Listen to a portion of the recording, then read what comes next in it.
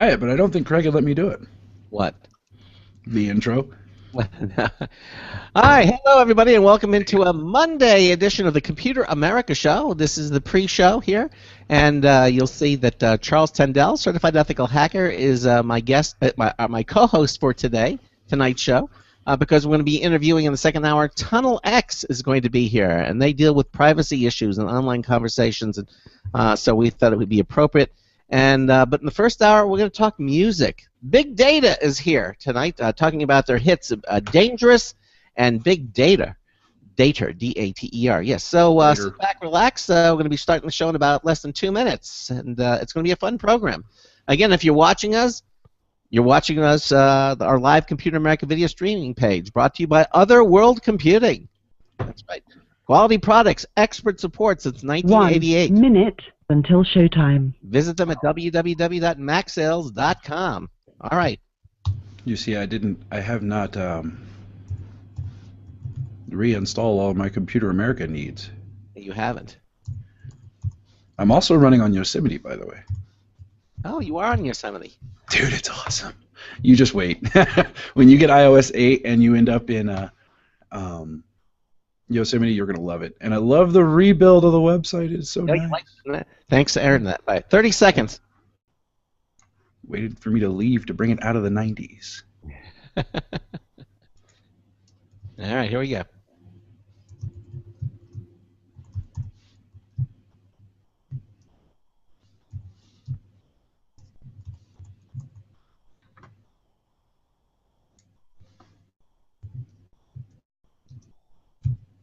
Your show will go live in 5 seconds. 4, 3, 2, 1.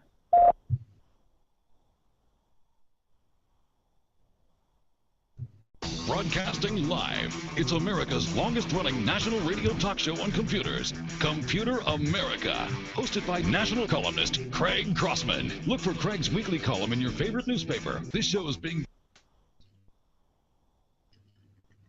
here for technology news, computer products, guest interviews, and your phone calls. You're listening to Computer America. Hello, and welcome into the Computer America Show. It's the nation's longest-running, nationally syndicated radio talk show on computers. Computer America is heard around the world and coast to coast. And I'm your host, Craig Crossman.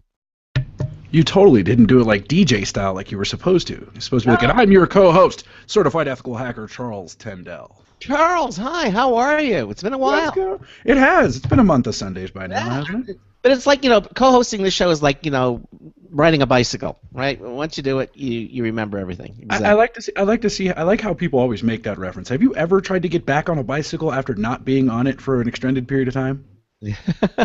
Because your butt really does not like bicycles. They're just like, it's just not cool. No, you got it down, Pat. You never really forget once you learn it, and so. But we're so glad to have you back here. Ben's got the night off, and but we're going to be co-host happy here because in the first hour we have joining us is Ben's brother Aaron Crossman, and he's here now. And the reason Aaron is here because he just begged me. He got down on both. I've got to please let me. I love big data. Please let me. And I said, okay. So I said he's actually a huge fan of our first hour guest, Big Data, which is a music group that does. It's a digital music group that does some really great songs. Their huge successful hit, "The Dangerous," is like way up there in the charts. Let me just tell you a couple of things here before we get started. Also, in hour 2, we're going to have TunnelX, which is the reason why Charles is here, because TunnelX deals with privacy online, private conversations. Are they truly private? And that's what we're going to be finding out. Because, listen, privacy is a huge issue, and we certainly want to explore that. And Charles himself being a certified ethical hacker, we thought it was really a great idea. Matter of fact, Charles asked if he could be on tonight's show with TunnelX, and of course, he's always welcome here. So Ben basically has the night off, and we have. What Craig really isn't telling all of our listeners out there is that Ben does have the night off, but he's in the trunk of my Lincoln. How'd you get him in there? Very carefully. It's a I've been trying for years. I just threw a new gaming rig in there.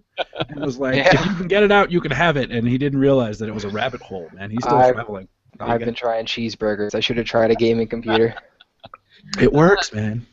Now, let me just tell you, before we get started, if you have a comment or question for any of our guests, you can give us a call, 347-884-8881. We'll get you on and get you through. That's 347, that's the area code, 884-8881. Give us a call, and if you have a question for us, comment, suggestion, we'd love to hear from you. You can also participate on the show in several different ways. If you go to the homepage at computeramerica.com, you'll see a button right under Interact with the Show. It says Live Video and Chat. Click it, and you'll see our live IRC chat room on the left-hand side. It'll ask you for a nickname. That's the name you'll be known by when you go in there. It'll ask you to authenticate you're a human being with the CAPTCHA code. Just click the Connect button, and your browser will move you into the IRC chat room. We also have IRC clients. There's a button there if you want to format it so it's more visually pleasing, depending on the browser you use and the platform. We have several different IRC clients that you can use. But if you just want to just use it within your browser, that works too. And then on the other side of that same page is our live streaming video page, and that's brought to you by Otherworld Computing, quality products, expert support since 1988. They're celebrating the 25th anniversary. Any of your Mac needs, any of your PC needs for your PlayStation 4. Charles is pointing out their logo right These there. guys. Otherworld Computing. That's right. You can visit them at www.macsales.com. If you're looking for legacy memory or hard drives, or even for your current computer, hard drives, solid-state drives. They have their own YouTube video channel, so you can, for installation videos, instructional videos, for anything that you get from them. Anything you order over $49, free ground shipping. Free ground shipping. That means about 80% of the country, you'll get your order in 2 days. It's just that slick. Oh, wait, I missed the cue on that one. I'll get it next time. All right. So anyway, visit them at www.macsales.com. You're going to be happy that you went there. Okay? Okay, so I think that's said and done. So let's get to our first hour guest again, because now here's the thing. The name of the group is called Big Day. Yeah, that's actually what you're hearing right now is the their hit, Dangerous. It's like a talk show host playing music in the background. Now it's Alan Wilkes is the leader of the music group Big Data, paranoid electronic pop music. What does he mean by that? I'm getting paranoid already. He's here to discuss the name of his band and his hit single, Dangerous, and also Big Data, okay? And about his ongoing mission to inform audiences about the perils of big data. Alan, welcome into Computer America. How are you? Hi, guys. Thanks for having me. Hi, how are you? Good. So, now, as I mentioned, Aaron is here tonight because he's a huge fan of your music group. And so I'm going to ask you a couple questions. I'm going to kind of turn it over to Aaron because he has a lot of questions. But why don't you, for those of you, our listeners who are unfamiliar with the concept, why don't you explain the name of the band for us? How did the name of the band come to you? The name of the band, it was kind of a combination of things, but it was actually, timing was a lot of it, if you believe it or not. I started recording the songs that are now Big Data songs back in 2012. That's when I got started. Mm-hmm. And that summer, as I was starting to sort of write the instrumental parts of the songs, I was trying to think of a name for the project, and I went to the wedding of a friend of mine from college, and he had, since college, gone on to become kind of a preeminent big data guy. Mm-hmm. And he was telling me all about his career, and he kept talking about big data, and it was sort of, it wasn't a term that was ubiquitous yet. It was just sort of starting to appear, but it wasn't everywhere like it is now. Mm-hmm. And I always love when bands kind of like co-opt a phrase or a word or a name or something that you see commonly, and then they turn that into their own. I always love that. There's a band called Cut Copy that every time I right-click a mouse and I see Cut and Copy, I think of their band. So I kind of always love when bands do that. And So that was sort of when the first light bulb went off. It's like, this name sounds, it's a cool name, and it's also like interesting to think about. And it just kind of started opening a whole bunch of different doors in my head as far as what I was writing about, and it gave me a focus, basically. It's also a very it's a very great. It's a great name for an electronic music artist as well. You know. Absolutely, yeah. So yeah. Well, first off, congratulations. Thank you. I mean, this song has pretty much just come out, and it's. I mean, I was telling Craig before the show. I mean, I can't get in my car and go anywhere without hearing it. You know, at least once each way. And you know, Dangerous is great. No, it's fine. But you know, there's so Dangerous is of course really big, and maybe we'll play it for the audience later. But you have a couple other songs on your website as well that are all, you know, just as great. I'm going to talk about one of them later. Big Data, I think, is that one. I'm surprised isn't also on the radio, because that's got a lot of elements to it that I thought was great. Thank you. And the website as well. I thought that was a very, very clever website. So, you know, Thanks. Definitely, first and foremost to the audience, check out his website, bigdata.fm. I think you're going to be surprised, or, you know, pleased by the music and the format of the website. And basically, if they want to do that, they can just go to our show notes page at computeramerica.com, and you'll see today's show, which is September 29th, and we actually have a link to Big Data right there in the description of tonight's show. That's in the first hour, so that you can actually go there and visit it yourself. Let me just ask you this, Alan. Now you're, I guess, the leader of the group. Is that you would? That's your. It's sort of not a group, really. It's just me, really. Well, you know, but when I watched the video of this, I'll explain, please. Explain, because there's a whole bunch of people in there, and I'm kind of trying to figure this out. And they have sneakers with Big Data written on them and Barbie. And all this, and you have girls who are scantily dressed, you know, and exercise outfits, and they're jogging, and Wait, where's this video at? They're all my. Those are all my employees at Big Data Incorporated. Okay. So Sure. Tell us what you were trying to accomplish with Dangerous. I guess that's your single big hit. So tell us about what's the idea behind it. So I wrote Dangerous together with a gentleman named Daniel Armbruster. He is in another band called Joywave, and when I started writing this song, I had just written the instrumental parts, and then the two of us worked together on the lyrics. Mm-hmm. Just to back up a little bit, so the project isn't really a band; it's like a producer project. I produce all the music on the recordings, and then I work with different singers on each song, and I'll collaborate with them on the writing of the lyrics and the melodies. Mm-hmm. And that's kind of so with each song I try to get the singer's take on these issues of technology and privacy and all those things, and it kind of each time I work with somebody new, it gives me a new perspective on the subject. So anyways, Dangerous I wrote with Daniel from Joywave, and the big idea behind the song was this sort of cycle of voyeurism that happens on the internet. And the idea of sort of being able to anonymously kind of learn a lot about someone through social media and their Facebook page, and if someone's privacy settings aren't set up properly, you can wind up on a stranger's like wedding photos, and you see their kid graduating from high school. You're seeing stuff you really shouldn't be seeing, and they don't even know that you are able to see it, and so that's creepy. And then at the same time, obviously, Facebook is tracking every little click and every little how long you're staying on each photo. All that stuff is being recorded, and then that information is being sold to Lord knows who and the government, and so it's this sort of cycle of anonymous voyeurism. That's what the song's about.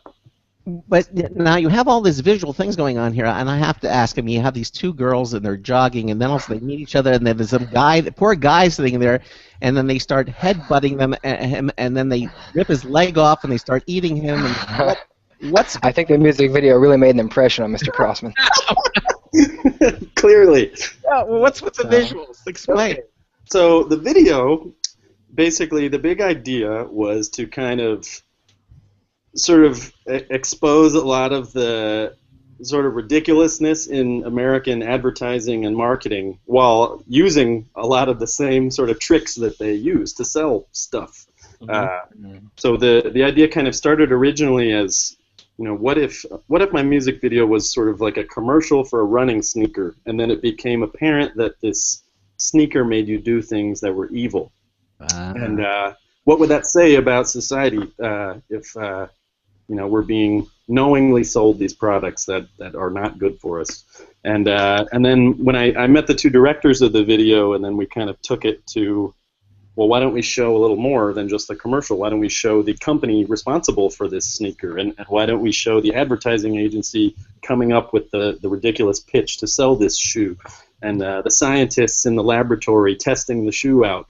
And I'm one of the scientists in the video. And then yeah, so the guy on the left, I recognized you immediately. Yeah. And so, you know, and then we had this sort of, we decided that we needed to pick one specific thing that the shoe made you do. So somehow we wound up on headbutting. And then and when you headbutt the person, then their brains explode. So but, you know, all the while, you know, there's sort of satire and social commentary and all sorts of stuff, but we're also using sex and violence, like, in the video to sell the song. So it's kind of this ironic meta. Yeah, he seemed obsessed about when the girl was jogging, you know that she'd have a larger top or something, Yep. A bust size, you know. So, and the person sitting there, evidently who was the guy who was owned the shoe, he didn't seem impressed at first, but then Right. as it continues to go on, he becomes more and more impressed. Right. It's the idea, like, it's only, you know, the more ridiculous it gets, the more the brand behind the shoe gets excited. The more sort of horrible the commercial gets, the more into it the brand is. I think it's. Now, I got a question for you. What is your background beyond music? Well, I mean, music's definitely my main thing. It's definitely, you know, my earliest memories are of enjoying music, and I remember, I always say, I remember freaking out to Thriller when my parents put it on when I was like 4 or 5.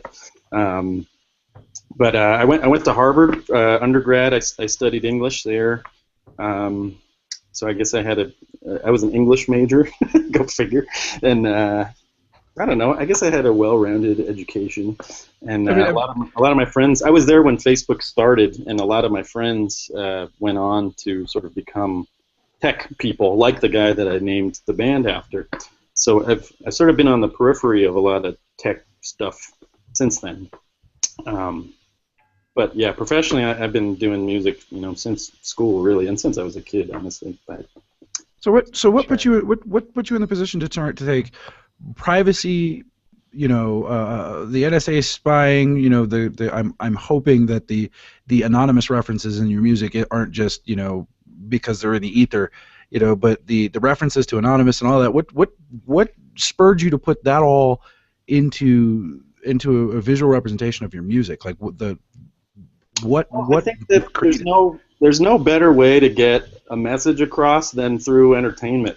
As much of a bummer as that is to think about, people on a large scale don't really process things unless you make it really easy for them. I don't know. I guess that's part of it. That, and, you know, unless it comes wrapped around a cat photo. Yeah, that too.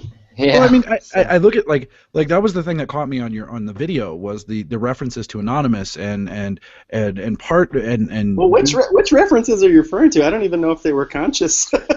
Oh, well, I was watching the video. Where did I lost it? It was up on YouTube. It was one of the videos up on YouTube for the song, Okay. and it's you know, the band's playing. There's a lot of things going on in the background. You know, there's the chicks and the tunnel and all this sort of stuff. And there's like a guy in a Guy Fawkes mask dancing in front of what looks to be the New York police. And Oh, that's not I didn't make that. Yeah, that's okay. Some guy made a video, and I never asked him to take it down. Okay, all right. I was gonna say that was an interesting one, but Yeah. but okay, all right. I actually sort of prefer not to be super on the nose, you know. I wouldn't put a reference to anonymous in a video, or maybe I would in the future. But I like to sort of skirt Very the line subtle. between like thought-provoking, I guess, but also like enjoyable as a piece of entertainment at the same time. Actually, Alan, I have a question. What do you think? You were saying, it was very ironic that the more gruesome the commercial got, the more the company got into it. What do you think it says when certain people are asking you where they can get the shoes?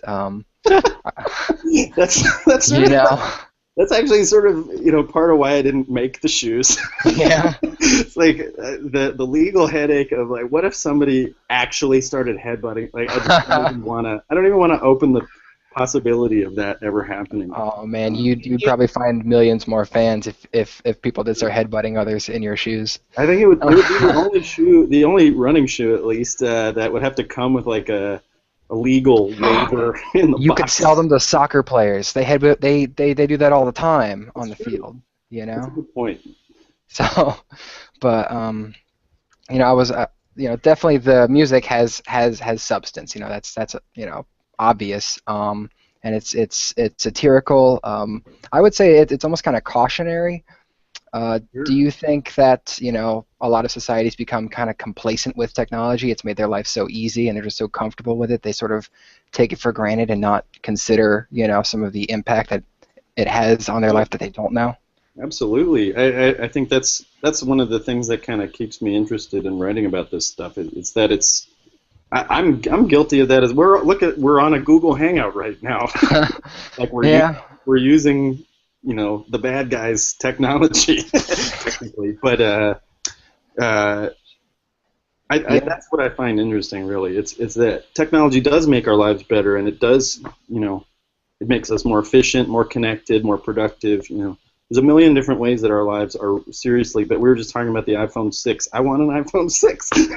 Like, we all want these things, and I think we all.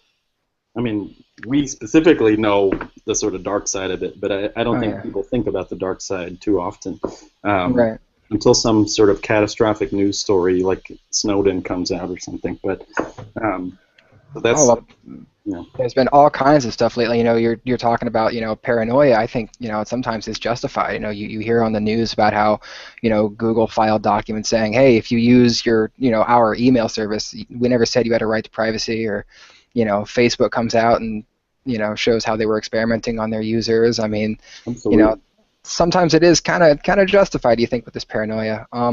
With all this, But none of us are in a quick hurry to change, right? But I was wondering with all of this and how the tone of your music so far is going hand in hand with the tone of the news media. Are you inspired by the tone that's out there, or is this something that's actually kind of like a personal feeling, and you kind of agree with the feelings? So let me ask it this way: if people were more content and less paranoid, would your music be less paranoid, or Well, I think they'd be sort of inversely proportional. I think the more comfortable everybody is, the more someone should be speaking out about it, So. Okay. The weird, yeah. Okay. Yes. I mean, you were saying earlier about how your music is very provocative because you're trying to make a point, and people need to pay attention. And unless you've got women running around headbutting other people and tearing people apart, I mean that definitely catches people's attention. It's also, to me, it almost seems like a kind of activism. You kind of have this message. Would you consider yourself more of a musician or of an activist, or where's that line, if there is a line? I'm definitely a musician more, and I never really thought of myself as an activist. And I honestly, I never could have imagined that this music could have been as successful as it's been. So, I never imagined I would reach anybody. So, in a weird way, it's been a very crazy year for me. I used to have a full-time job, and now suddenly I'm on tour all the time, and this is what I do. And so, I never could have imagined that anyone would listen to what I had to say. So suddenly I'm finding myself in a position where I don't know that I want to be an activist, but I do feel empowered to open people's eyes a little more, and that's really daunting, but it's also like a pretty incredible opportunity, and I'm really grateful for it, and I don't want to mess it up. Yeah. Well, we've talked a little bit about Dangerous. There's another song, because you only have the one EP out so far. It's got 4 songs, and every single one of them brings something different to the table. But there was another one that really caught my ear. Big Dater. All right. For several reasons. Yeah. One, I mean, listening to it, it immediately makes me think of 2 types of internet users. There's the trusting, honest type that really posts up everything, and they just trust anything anyone else puts out there because they're honest people. And then there's the other type, which are kind of deceitful, the ones that are doing the spying, perhaps. It's kind of the other side of the coin. And the song touches on both of them to some extent, and also what motivates them. And the second part of what really interested me is it's almost like a messed up modern day love story. Yeah, absolutely. That's what it is. It's about internet dating, hence Big Dater. Yeah, sure. So I mean, I'm loving. I love that you hear all these things in there, because some of these things don't even occur to me as they're being written, and I guess that's sort of the beauty of music. Once it's out of your hands, it can turn into anything somebody hears it as, which is really cool. Actually, we're playing a little bit of it right now. I was just wanted to listen just a few moments of it. This is Big Data from Big Data. Go ahead and turn it up, Craig.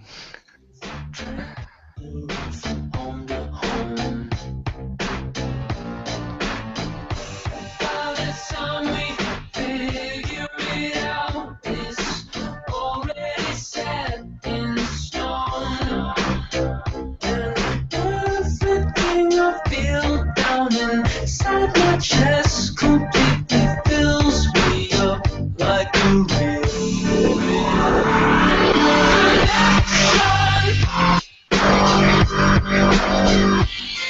It's not typical, but you never mean. But it's all digital. So they got a little bit of a sample of it. Yeah. So I mean, it's unfortunately, I think that trying to play it over the Google Hangouts just doesn't do it justice. It's in great quality on your website. But yeah, there's in a nutshell, it's kind of a story about there's someone out there who kind of creates this other persona, so he can kind of connect with people, and the internet allows him to do that. And that's something that's totally modern, right? I mean, the closest thing you have is like a masquerade party, but this is something that's definitely modern. So I really enjoyed that. Like a modern version of Masquerade. All right. Yeah. Kind of. Yeah. I mean, it's the internet's really brought a lot of anonymity to the game, and it's all about who. The song speaks for itself. People, go check it out. Cool. So, yeah, a big thing we were thinking about was the idea of. I think we sort of put a sort of retouched version of ourselves up, especially in the dating world. You sort of have no idea what you're getting into until you actually meet the person, if you ever meet the person. Sure. So it's like, in theory, you're connecting with this person, but you're still like kind of completely, I don't know, detached. Yeah.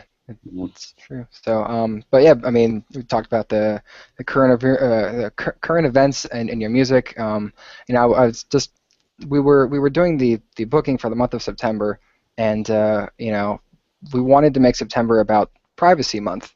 So we've had a lot of guests this month, and we wanted to get a special guest, something we don't usually have. We invited you to come on as an electronic music artist, someone we don't, it's not a guess we would typically do, but there's so much overlap between security and privacy on the internet and your message, and it was in combination with all these stories about Google just not caring about you, Facebook experimenting on you, and then I heard your song on the radio, and I actually was personally inspired.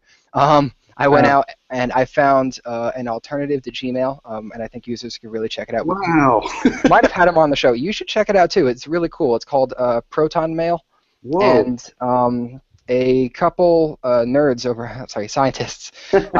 I say that as a fellow nerd. Of course. We're all, Exactly. Over at CERN in Switzerland, they started up, an email service that's entirely, private with they build themselves as the Swiss email account, which is really cool. Wow. Yeah, I know. And I even closed down my Facebook account because I just didn't really use it anymore. All right. But You're going off the grid. I'm doing my part, man. But before I closed down my Facebook account, I had to check out this thing called the FaceHawk.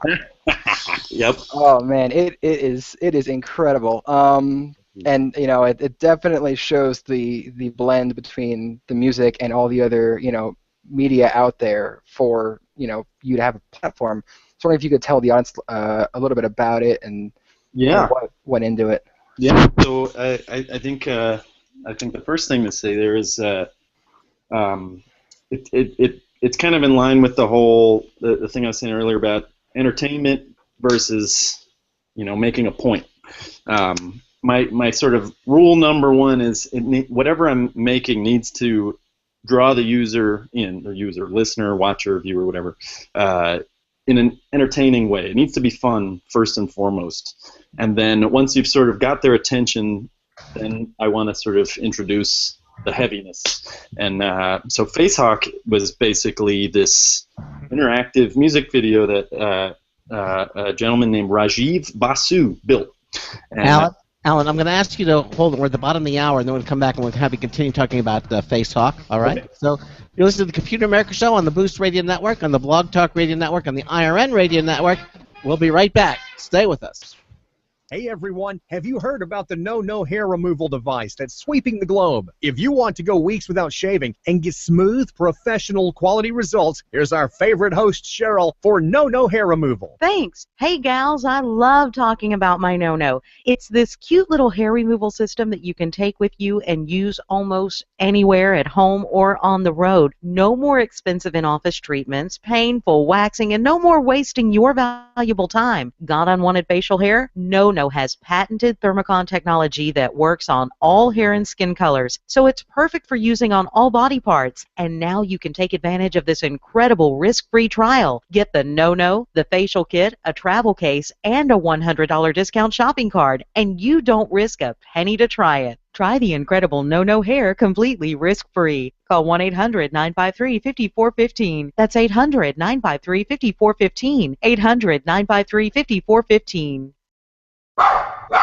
Looking for a best friend? Brother Wolf Animal Rescue has your best friend waiting just for you. The mission is to protect and enhance the lives of companion animals and the people who love them. Their no-kill rescue shelter is open year-round, making it easy for people to adopt their best new friend. This year, Brother Wolf will find homes for over 2,400 orphan dogs, puppies, cats, and kittens. All have ended up as an orphan through no fault of their own. Brother Wolf has created a safe, nurturing environment where these special animals can heal emotionally and physically until they find a lifelong home. Their life-saving transport program brings dogs and puppies from overcrowded shelters in the south to rescues in the north where homes are easier to find. Brother Wolf Animal Rescue is a 501c3 organization. To learn more about their life-saving work and to make a donation, visit their website at www.bwar.org. That's www.bwar.org. Help to realize Brother Wolf's vision when no animal is euthanized for lack of a home. Who's a good boy?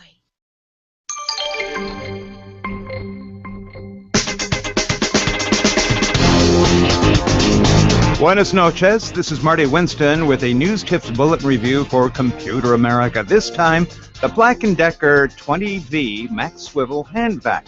20V, as you might guess, stands for 20 volts, the power system behind this thing.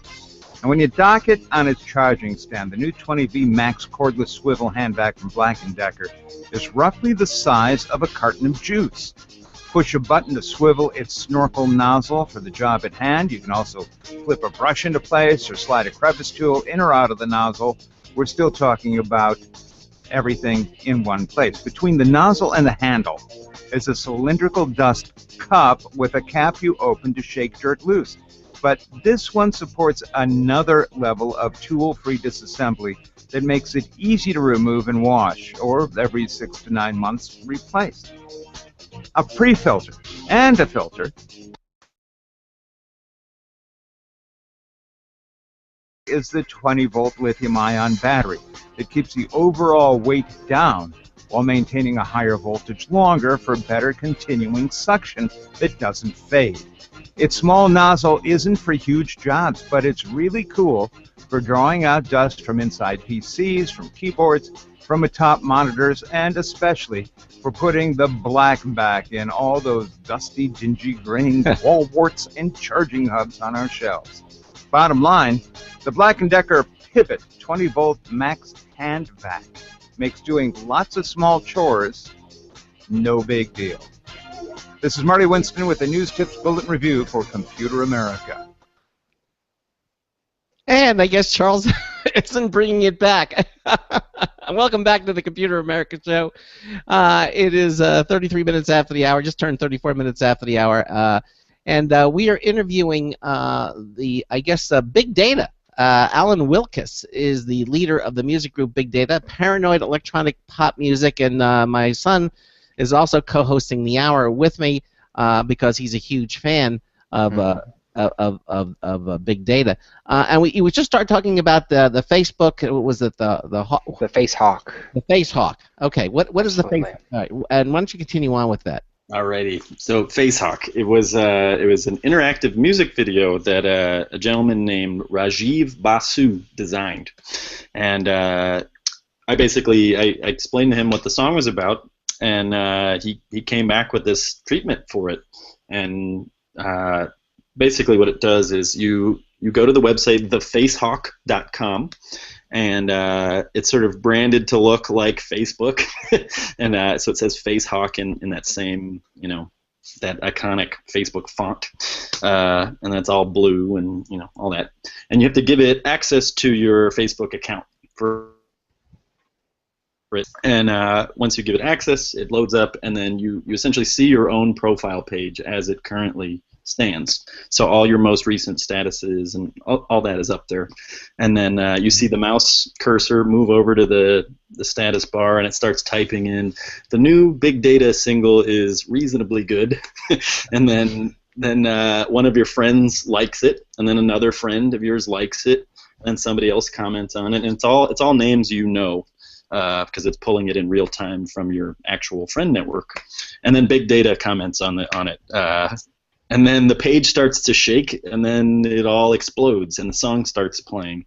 And, you basically, for the next 2.5 minutes or so, you see anything you've posted to your Facebook account, all your photos and all your statuses just sort of float by the screen one at a time. And you go through this weird nostalgia trip, and you see stuff you posted 8 years ago or whatever it was, and oh man, I can't believe I remember where I was when I did that. And then when the chorus is hit, the word dangerous sort of pops up in these kind of cartoonish letters, and these sort of demonic animations appear of like monster hands clapping, and like it's very strange. And then the big sort of finale is that all of your statuses and photos eventually form into this three-dimensional hawk, and the Facebook F, like a glowing F, is the hawk's eye, and the big sort of wink is that it's all watching you like a hawk. And like I was saying earlier, that I love that walking the line of entertainment and sort of gravitas, I guess. Social commentary really is what you're doing. Yeah, but it is fun to watch it. Like you go through this weird range of emotions when you watch it. Like you go through memory lane, and then I think once those animations pop up, you start to realize, like, God, all my stuff is up there. That's when the sort of creepy feelings start to kick in, and then I think by the time you see the sort of F of the eye of the hawk appear, then I don't know. I get this feel. The first time I watched it, I had the feeling of like, well, I guess we're all screwed. Yeah. That and watching your entire life be picked apart and put back together by some other will is kind of trippy too. Oh yeah. So, but that's another great example of you've done the music video, which is video format. This is an interesting online piece of art. This is kind of what I was getting at, where this seems like this could be more than just music. Would you consider yourself as a multimedia artist at this point? Would you branch into other formats? Have you had fun doing stuff outside of music? I adore doing all of these things, and I produced the music video and I wrote it with the two directors, and it was an incredibly stressful process, but it was incredibly rewarding. And let me just ask you real quickly here, and I'll let Aaron take it back. You mentioned you had a job and you've stopped that and you're doing all these things. Is this paying off for you? Are you actually making money by doing this? It's just starting to be net positive. It took a long time, but I put a lot of my savings into it. Like I made the video and I made the interactive thing, when I still had my job. So I was doing all of that, on nights and weekends, and I was sinking all my money into it. But I believed in it, and I thought it was hopefully good enough, and I took a bet basically, and so I hope it seems like it's really paying off. Thank I you. mean, it's definitely got. There's a message in there. It's not just pop music like a lot of other music today. So basically, you're doing this full time now. You quit your job and Yeah. you're now doing this full time. This is officially my career now. Wow. Not my thing that I slave over, in the wee hours before I have to go to the office again. This is my office now. I think that's really crazy now that I think about it. Little known fact, and Craig might get mad at me for sharing this, but before Craig was Craig Crossman of Computer America, he was a singer. Oh my God! He What kind of was. singer. Yeah. I have video evidence to prove that. Night. Wow. Yeah. So he sang, for nightclubs, and then he said, you know what, this day job's killing me, or his night job's killing me, man. I have to go get a 9 to 5. So No, it's almost like the opposite story. It's it literally was. That was back in the totally 70s, so we didn't have all the technology that you have available to you now, which is nice. Sure. Yeah. But I can relate. That's why I had a job for so many years. So many of my friends are working musicians, and I saw how hard it's a grind, especially nowadays. There's so little money, and it's so impossible to make a living making music now. I didn't want to depend on it. I wanted it to just be a thing I enjoyed doing, and then I would depend on my job for sustenance. Well, there is. I mean, but again, the face of the industry has changed quite a bit. Even with TV today and things like The Voice and all these talent shows that are out there, where they can parlay and they can use things like iTunes to get the music out to people who want to hear the music. I mean, all these technologies really weren't available per se to us back in the 70s, and now we're seeing that. And congratulations on you being able to capitalize on those technologies and actually make a living from it and enjoy what you're doing. So that's wonderful, and count yourself fortunate, really. I think I'm literally. I still don't entirely believe that it's happening, and I'm grateful every day. So. But lots of your work up to this point, we've been talking about how you collaborated with a programmer for the Facehawk, you collaborated with directors for the music video, and even your music, right? That's all been collaboration as well, with you writing the music and working. Absolutely. Yeah, I was going to sort of get at that when you asked about, do I consider myself like a mixed media guy? I actually kind of think of big data as a company that has a brand and it has a sort of a voice. And I'm at the, I'm obviously, I essentially am the voice, but I wouldn't be capable of making an interactive. I wouldn't even know where to start. I don't know the next thing about programming. It would be depressing to watch me try. And but I think I do have a good eye for finding people I like to work with and creative people, and I think I do a good job at really encouraging people to sort of stretch out and push themselves. And I don't know, when I work with a lot of other musicians, they're used to working with a lot of sort of normal pop projects, and that's that cannot be fun. And I want them to get weird, and I want them to write about weird stuff, and But I mean that also shows that I think the message of big data it's something that has really been needing to be said for the past couple of years, and the fact that you've got so many great great collaborators who are willing to jump on board and work with you, it really speaks to the content of what you guys are creating. Well, thank you. So, but as it's definitely collaborative, and I've always been curious because I've always been kind of an outsider looking into the electronic music scene. I definitely really enjoy the music. I think it's really interesting how you can have one person make. Granted, we were just talking about how it's collaborative, but even still, you do most of the music yourself. I do all of it. Yeah, I Yep. do all the music, and then the singers do the singing. Right, and if people check out the website, they'll see it's got to be a dozen remixes, and there's probably more all the time. You remixing others remixing your music. Is it very much a community with the artists, or? Yeah, and that's top to bottom, not just in electronic music. My live band is actually a band. I have a drummer and a bass player, and then I sing, and another girl sings with me, and then the computer obviously does its magic too. But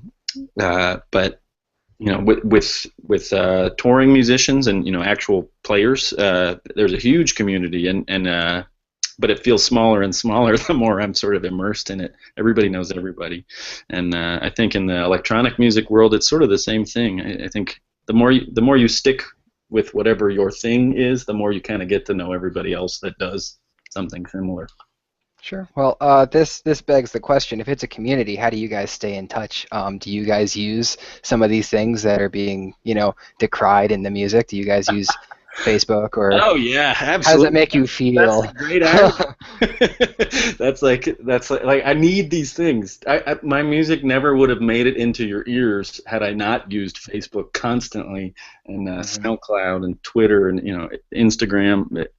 Had I not used social media, no one would know who I am at this point. And that's the sort of, I don't know, I need it, and that's why I think it's so sort of funny. Yeah, I think you're using the things that you're decrying, and yet they're the reasons why they're helping you to become so successful. Absolutely. So it goes to show that there's really two sides to this. It's not that it's good or bad. It's that it's both. Yep. Good and bad, like any other. Exact. It's complicated. Very true. So with. Sure. Wanted to just touch on in the last portion of the interview, if it's all right. Sure. Just sort of get your thoughts on some just general questions about the internet, just the thing that is allowing all of us to communicate, you to make your music. Oh boy. The thing we've been loving, we've been hating. If you go to the website and you read the biography, you say that you're exploring the relationship between man and machine, and it's been, well, if you look at the way the conversation's been going so far, let me ask, is it possible for us to live in harmony with these big data type people, type organizations? I mean, that's a tough question. Yes, Sure. yes. I think as long as there's some degree of transparency, as long as we sort of know where our data is going, or as long as we have some kind of agency with it, that helps. Yeah. Like, I think if, in a funny way, if when you signed up for Gmail, if like in giant letters they're like, we're gonna know everything about you, I'd sort of feel better about using it. It's I mean, this is the ultimate of irony, but if only there was some way we could all organize and communicate together to really deal with this problem. Sure. Which is ironic because that's the thing we're having trouble dealing with. But it's I met a woman who started a company called Wicker recently. I don't know if you guys are familiar with Wicker, but it's sort of in between text messaging and Snapchat and sort of in between those things. But the messages aren't stored on any servers and they self-destruct, and so it really is private. And their whole platform is built on we are a private service. Sure. So that seemed to be kind of a cool way. There's definitely a lot of stuff coming out like that. That's that's almost the same idea behind the Proton Mail I was talking about earlier, where their messages also have that same self-destruct feature. So there seems to be kind of a counterstroke going the other way in terms of privacy. People are as we're getting aware, there's becoming a demand. So maybe we just need to keep our eyes open. Absolutely. I mean, one thing I think about a ton, back to the can we live harmoniously with the machines thing? I think there's an increasing problem that we're going to see more and more of, where machines sort of technology starts replacing functions that we perform and our jobs, and that's a scary thing, and I think that's closer than we'd like to believe. I think there's going to be a point where there's going to be a huge amount of unemployment because a lot of jobs are just done by machines now. The more sort of automated, self-driving cars and the more sort of automated processes that happen, the more we're not going to need people to do them anymore. That's a really scary thing to think about, and that kind of keeps me up at night. That's crazy you would mention that. I was actually having that same conversation earlier today with a friend. Oh, yeah. My friend sent me a video recently that really kind of boiled it down perfectly. It was called "Humans Need Not Apply," and this goes through every sector of the economy, and it's really messed up. Sure. So. I don't know if I'd recommend watching it, but it's out there. Maybe I'll wait till the sun comes up and I can add some vitamin D in the stores. But it's all of this. You've mentioned that the official position of the group Big Data is, kind of paranoia with regards to, our right to privacy and all of this. But what's your personal feeling towards the subject? Do you share that same feeling? Of just paranoia? Well, no. It's more like, the idea that we should be concerned, about all the things. I think the way I feel more is it's more a feeling of inevitability and trying to come to terms with that. That's kind of what I'm trying to figure out with these songs. It's like these are all things that are going to happen more and more, whether we like it or not, and I think coming to grips with it and at least being aware of it will take some of the power back. Sure. I mean, well, yeah, these are very, very tough topics, so I guess it's a good thing the songs are so catchy. But I mean, we also, let me get your take on, the way the internet is expanding. Then, there's been all kinds of talk lately about they call it the Internet of Things, wearable technology. I just wrote a song about the Internet of Things. Really? Yeah. Oh, man. Don't suppose one thing I didn't really talk about it with the sort of songwriting process is I'll usually try to find some issue or some concept like the Internet of Things, and then try to turn it into a pop song by finding a phrase that isn't explicitly about it, but that can be read that way. So the Internet of Things lyric is basically, "Don't you want me to do it again? Let me do it again for you." And it's like, I guess that's sort of what the machine would say to you if they're going to automate a process for you. Sure. Yeah, it's funny that we would think, of. It's almost like it is a relationship between humans and machines, and sometimes we might think, oh, well, this is a machine and it lives to serve, but sometimes it's almost, I find it so interesting that machines don't have personalities, and yet we feel the need to project a personality on these machines. We anthropomorphize so many things that Sure. Absolutely. I think that's a part of the human condition. Sure. I mean, we can love, we can fear, we can hate technology, but at the end of the day, it's just a tool, and that's something that if we understand it and we know how it works, we can try to live with it, I hope. And I think the first step is just asking these tough questions, and I'm really glad that you're making this music that's forcing the question, really. Alan, can I ask you, do you have any live appearances that you're planning on now? Yeah, a whole bunch. I'm gonna be where people can, if they want to go see you, or you have a live concert, where can they go see you? Absolutely. There's like a website with the tour dates. Yeah, if you go to my website at bigdata.fm, there's a little tab at the top that says tour, and that has all the dates in there. In November, I'm going to be opening up for Fits and the Tantrums. Oh man. For almost the whole month, so there'll be a bunch of shows there, mostly I think in the Northeast and a little bit in the South, and then a please come to the Carolinas. I think we are, man. I think we actually are. Hot damn. Where are you guys? You guys are you in Asheville? Is that right? Yes, Asheville. Mm-hmm. I want to say we're coming to Asheville. I'll double check, but I'll have to check my calendar. Yeah, if we are, just. I'm looking. I see San Bernardino, California, on the 16th of October. 18th is going to be Houston, Texas. St. Louis, Missouri, the 19th. Louisville, Kentucky, November 3rd. Cleveland, Ohio. Sold out in Washington, D.C. on November the 8th. Congratulations. Ithaca, New York on the 9th. Boy, you got it. Yeah, Boston, Massachusetts on the 15th. Yep. Detroit. You're so busy. I got a full plate. Oh, yeah. I didn't know they still did things in Detroit. But 18th, I'm sorry. Speaking of the mechanization of industry. Yeah.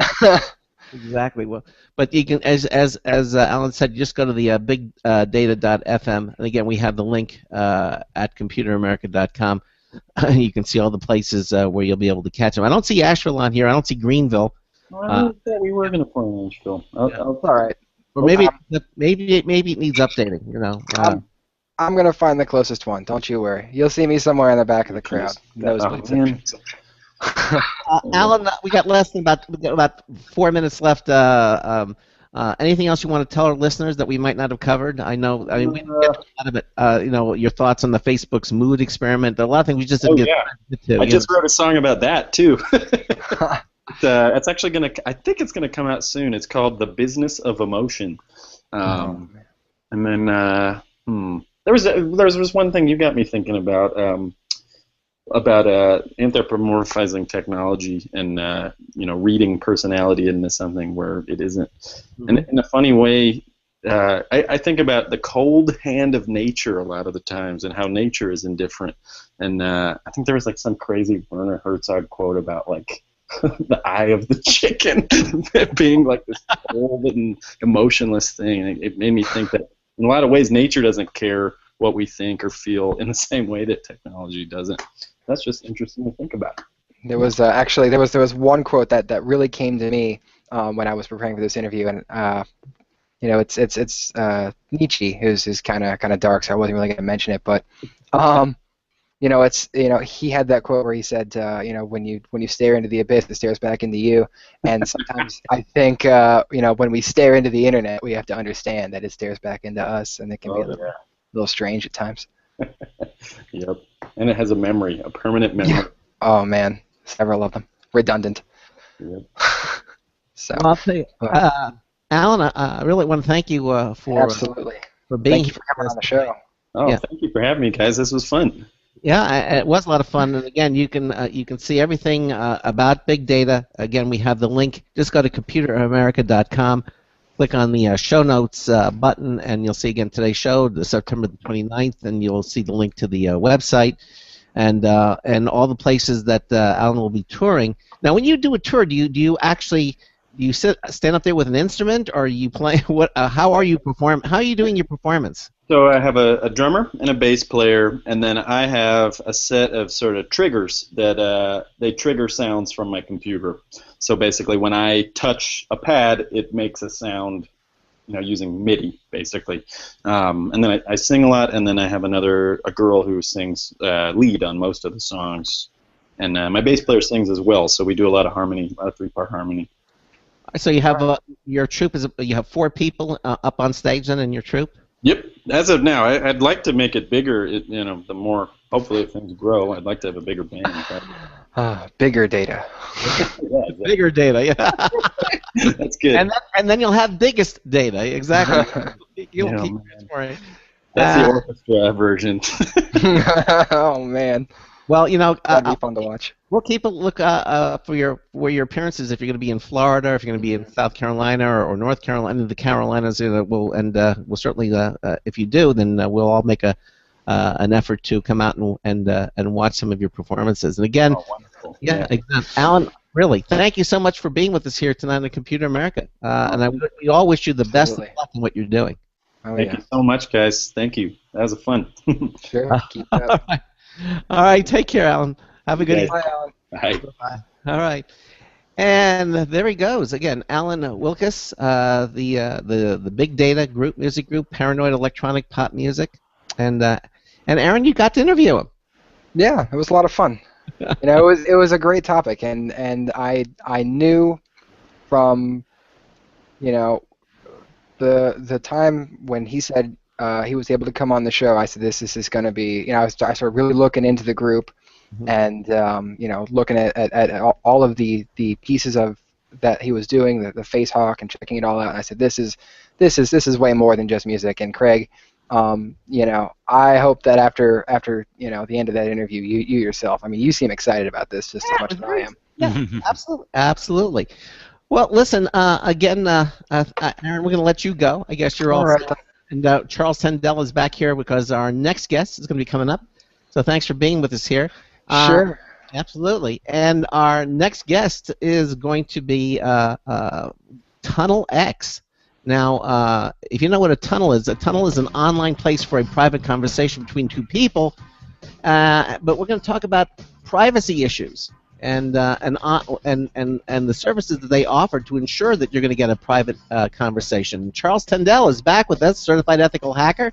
We're going to break just for a moment. We've got another brand new News Tips Bulletin review by Marty Winston. That's all coming up in hour 2 of the Computer America Show. We're going to just break just for a moment. We'll be right back. Stay with us. Broadcasting live, it's the only national radio talk show on computers to air every weeknight. Computer America, hosted by national columnist Craig Crossman. The first hour's behind us, but there's still more of tech news, tech talk, and your phone calls. We're being beamed nationwide at ComputerAmerica.com. You got computer problems? Bring them on. You're listening to Computer America. Computers run the world, and we run computers. Call us or send us an email to live@computeramerica.com. Hello and welcome into hour 2 of the nation's longest-running, nationally syndicated radio talk show on computers. This is the Computer America Show, and I'm your host, Craig Crossman. And I would be certified ethical hacker Charles Tendell. And Charles is here with us because of our guest this hour. He really expressed interest in what we're going to be talking about this hour. Again, if you have a comment, question, or suggestion, give us a call at 347-884-8881. We'll get you on and get you through. Email live, live, at computeramerica.com. Also, you can join us in our live interactive IRC chat room from our homepage. Just click the live video and chat room button. You'll see the free node IRC. Just put a nickname. That's the name you'll be known by.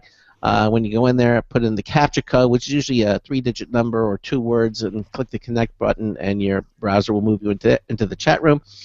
And of course, hopefully you're joining us in our live Computer America video streaming, and that's brought to you by Otherworld Computing, quality products, expert support since 1988. Please visit them at www.maxsales.com for all your computing needs. So let's get to our and again, by the way, thanks to our first hour guest, Alan Wilkus with Big Data. Terrific interview. So in this hour, we're going to be talking to a company called TunnelX. According to them, it's all about private online conversations. Basically, what they say is a tunnel is an online place for a private conversation between two people. And they call it a tunnel because it is a discrete, direct connection between two confidants. If both happen to be logged in at the same time, they may read their messages immediately. However, the two confidants may write or read messages at any time. It doesn't matter because messages are preserved in an ongoing conversation. They want TunnelX to be the best, most comfortable, most secure place to have a conversation online. Now, here with us to explain further is Eric Lifton. Eric is the founder and CEO of TunnelX. Eric, welcome into Computer America. How are you? I'm great, thanks. Thanks for having me here. And I just want to say that was a fantastic segment. I listened to the whole thing. I had planned to do work, but I was just totally riveted the whole time. Well, thank you. It was amazing, and Aaron was fantastic. I loved ending on that Nietzsche quote. It was just beautiful, the whole thing. I'm going to go catch them in New York, too, next month, for sure. All right. Well, great. Okay. Excellent. Outstanding. Outstanding. So, Charles, I know you're here with us this hour, and I know you want to talk to TunnelX, and I'm going to kind of turn the interview over to you, and you can kind of speak with Eric, and I know you have some questions and concerns, and so why don't you just take the interview? Hi, Eric. How are you? Hey, Charles. I'm well, thanks. Glad to be here. Yeah, thanks for being here. Yeah, Craig brings me along when he wants me to harass people. I know. That's not what he meant. you got the United. Was that, what is that? A military sweatshirt on? Oh yes, this is the U.S. Army. Yeah, the band is over the bottom of it. But okay, there you go. I'm an ex-Army guy. I've worked for a couple of three-letter government agencies, and I am a certified ethical hacker. And Great. people pay me to break into stuff. It's kind of the coolest job in the world. Sounds like fun to me.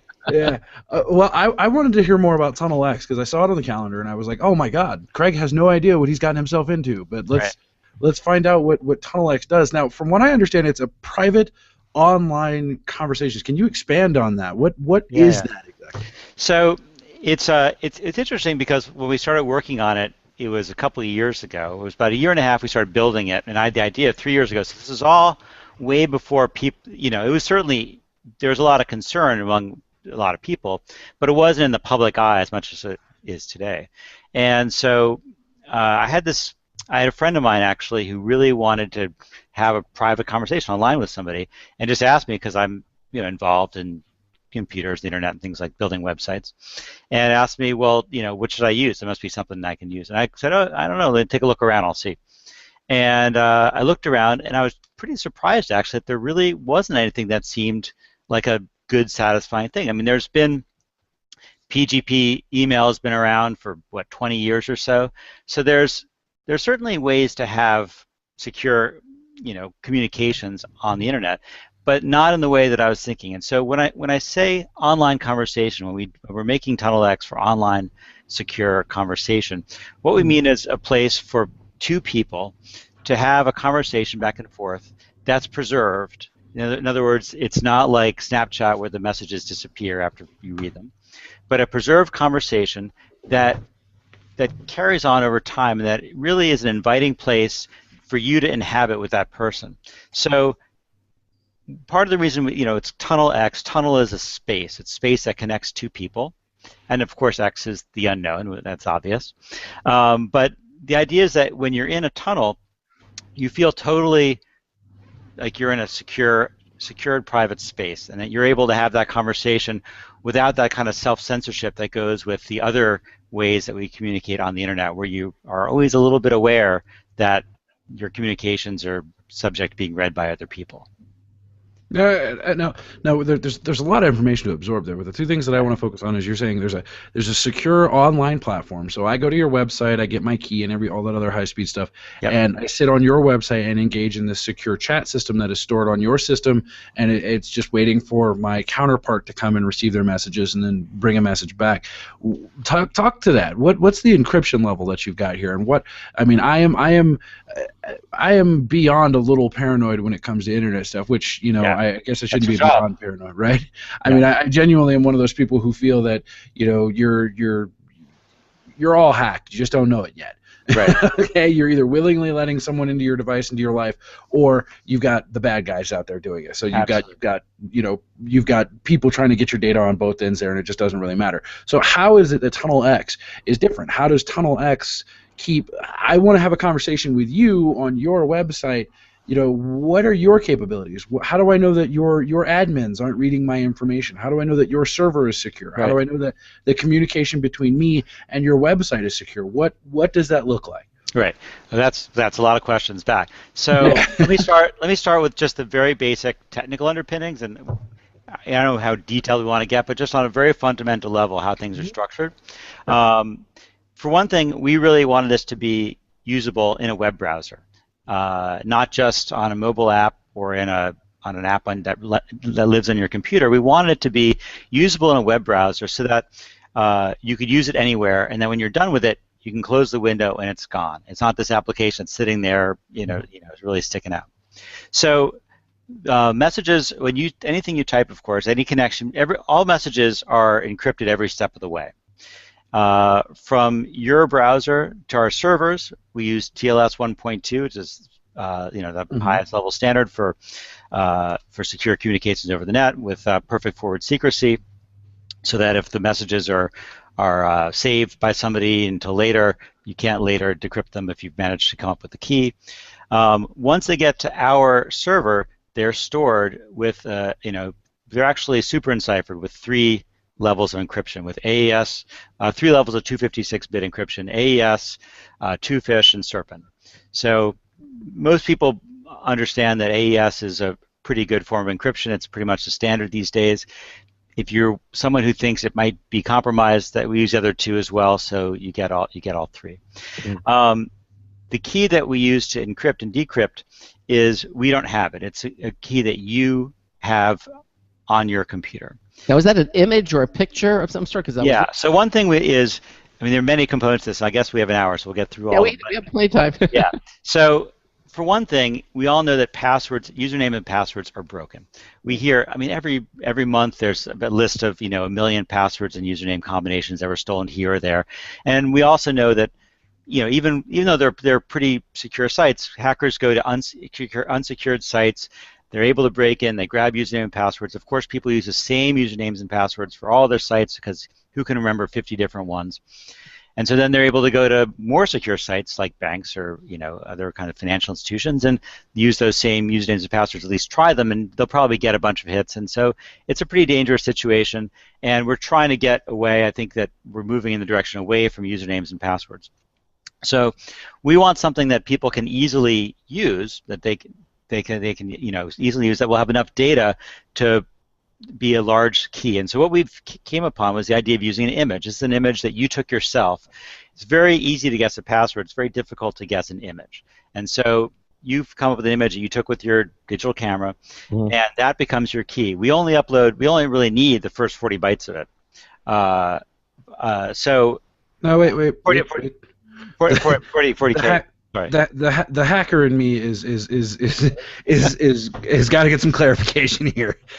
You use a picture that I take on my device to access your website. That's right. So I'm Joe user sitting in front of my machine. Like Craig goes and he uses it on his machine, right. And I know Craig. I know Craig he's not cutting edge. He's not whole disk encryption. He's not two-factor authentication. It wasn't until the iPhone came out with Touch ID that he even had a passcode on his phone. So I can bet money. You use password for your password. So when it tells you that was the most popular one in 2012, I believe. Yeah, so when you have to get the hint, it's password. But the picture of this is a picture that's stored on his machine, and that picture now. Talk to me, and I hate to get crazy technical, but we're only 11 minutes in, so I got an entire 50 minutes to hit this one up. The picture itself, that picture has to be uploaded to the website, and talk to me about the user experience? Do I go to the website and see a series of pictures and have to pick mine out of it, or I have to re-upload that picture each time? You just upload it, and it's like when you upload a picture for other reasons using your web browser, and we only upload. You may pick a big picture. We only need the first 40K to get. We get a lot of data out of that first 40K, and then we abandon it. So it doesn't take a long time to do it. Mm-hmm. And what we can get out of that is a very long, very strong authentication passkey, essentially. You're essentially hashing the image and using it to create a password. And that's your authentication, a hash version of a section of that image. And we take random bytes from within it to make that. So you fragment it, and then you hash the fragments to identify what your password's going to be. Exactly. So what's to stop me Now, is there any other level of authentication? And Yes. okay. There's also a 6-digit PIN. So in case somebody goes on your computer and grabs every image that you have and tries them all, they also have to get the 6-digit PIN, and you only get 5 shots at the PIN before we disable that image for like a day, so that someone can't just try every image and every PIN until You can't brute force it. You can't brute force it. It would take a very infinitely long time to brute force. Okay. And in addition, unless it's Craig and it's a picture of himself and his white belt as a lounge singer, and I have multiple pictures of myself, so it's if like you have psychological insight, it might take you a little less time. You're right. But then we also get other stuff out of that image. We also get your encryption key out of that image. Actually, 3 encryption keys, one for AES, one for Twofish, and one for Serpent. So you have 3 different encryption keys that are used to encrypt the data that is stored on our machine. And we can't, because we don't store that key, we are unable to decrypt your data that is stored on our servers. So if the account is lost, if I lose my data, it's gone. Doesn't matter what's if you lose your key, you're gone. Now what we have is now one thing as a security measure, there's no ability to just write in and say, I forgot my key. Can you send it to me, please? There's no kind of standard form of reset like that. But what you can do is reset it through your confidant, the person you're speaking to. So you're both, in essence, because you're both in Tunnel, you share that account in a sense, and we have a system so that your partner or confidant, whatever you want to call it, is able to get a new key for you if you lose it. And maintain the tunnel then. And maintain it. That's right. Okay. So that's a kind of a backup. You also, one thing is we have mobile apps too. We have an Android app and an iOS app, and it can all access the same accounts. So you can also, as a form of backup, start the account on your mobile device, and that if you forget the key or whatever, you can use the other device to get back into the account. Now, is there a verification with my battle buddy being the one on the other end who's receiving all this information? Is there a way for me to verify that he is who he says he is, like PGP? Like I exchange my keys with him, and it's validated that Craig is the person on the other end, and it's not some other dude that's compromised his machine. Well, actually, with PGP, that is one of the vulnerabilities, which is to be sure that the person that you've given your public key to who's using your public key is the real person. But in this case, what we do is when you start the account, you start the tunnel, yourself, and then you get a passcode to send to your confidant, and a passcode and a temporary PIN. The passcode, we like to have a little fun with it too. So the passcode is actually a random sentence, kind of in the mode of the Mad Libs that you might have played with when you were younger, where we take a word list and we make these random sentences. And so we want it to be something that we don't want a string of random characters, which is kind of a bummer to sit there and try to transcribe it. And it's a sentence that is a little bit nonsensical, but it actually makes syntactical sense. And so you can say, Jim went down to the brown car, and whatever it is. It's like a Bitcoin wallet seed, yeah. Yeah, so you can read it to someone over the phone. Punctuation and capitalization is not important. So you could say, hey, here's the sentence, you got to read this. And so the idea is we give you a way to be able to get that passcode to your friend in a way that's fairly reliable. And then there's also a PIN attached to that, which you'd send through a different, through different means. So you could say, do one on the phone, and you could then email the other one, and that's a pretty reliable way of getting those creds to your confidant. So then once that person signs in, the tunnel is complete, and you can have your conversation. Wow. And it persists as long as you want it to. The other thing is either party of the conversation can destroy it unanimously. If you decide that either you don't trust this person anymore, you're having a fight, or you don't feel it's secure anymore for some reason, or someone's coming down the hall, or whatever it is, you can destroy either individual messages or the entire thing pretty quickly, in which case it's totally wiped from our database. So you can bring down the whole tunnel then, is what you want. That's right. Yeah. So and so then the idea is that when you're not logged in, there's no way that anyone can decrypt the information that's stored on our server, because it's very heavily encrypted and the key is not accessible at all. And we consider that to be a pretty secure system.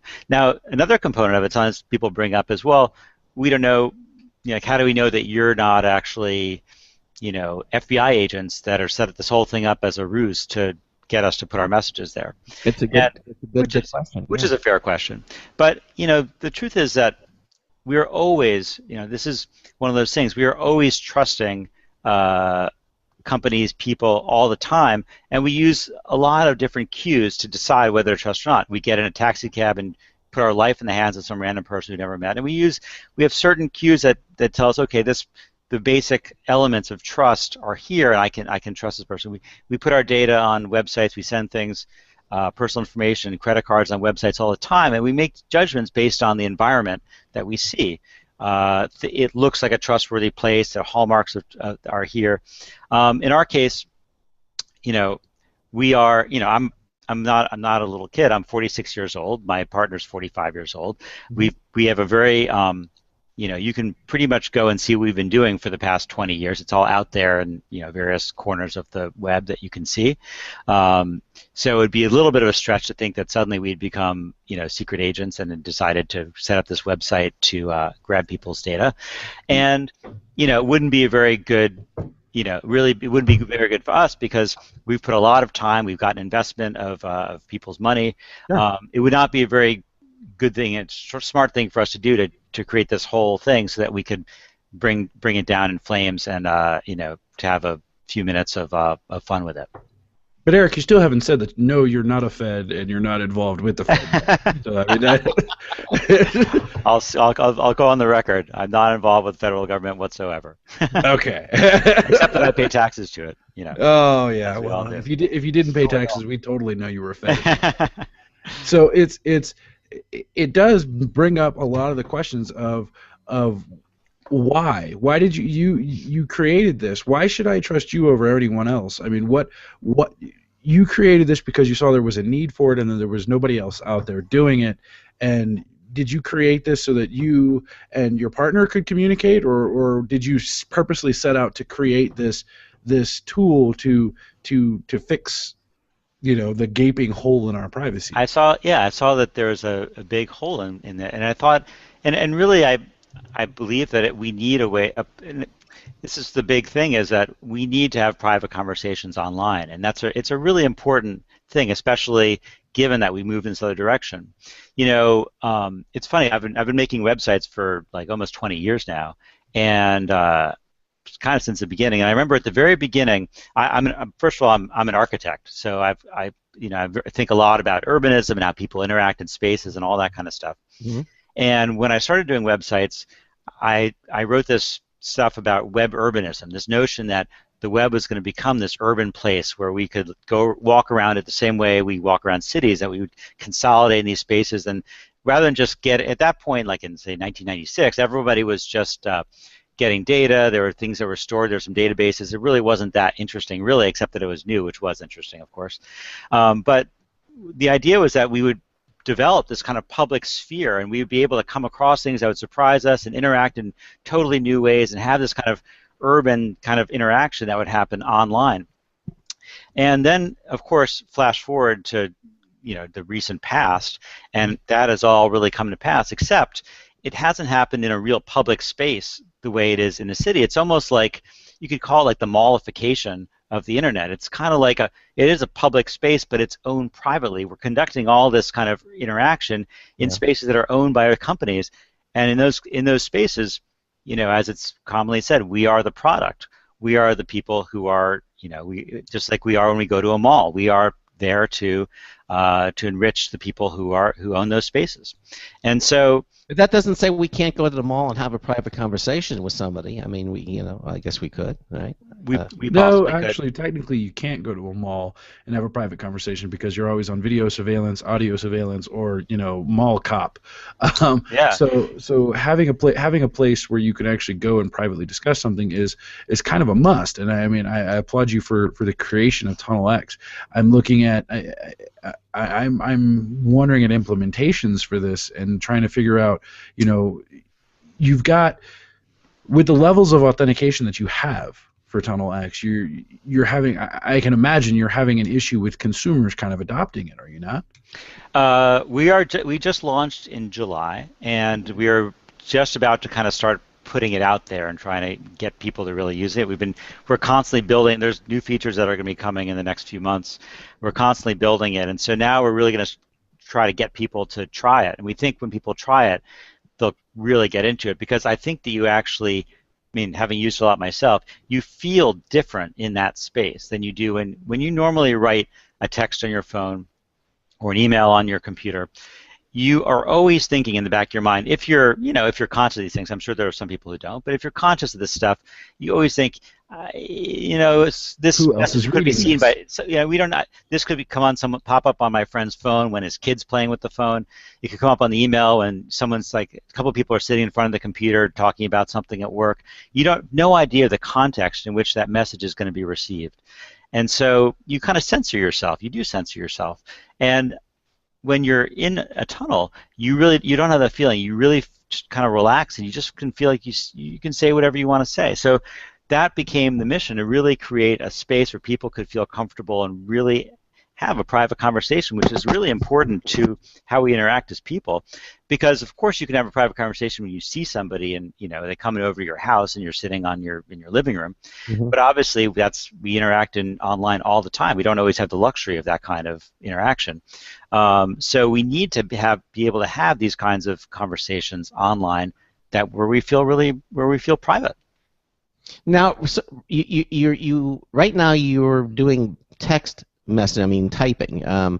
Any thoughts in moving this to the next thing and keeping this tunnel, but having a verbal conversation? Absolutely. I think that would be great. We'd love to have verbal conversation. We'd love to have video. These things are, to implement these things on a regular website, it's pretty easy. You got to plug in, you're all set to go.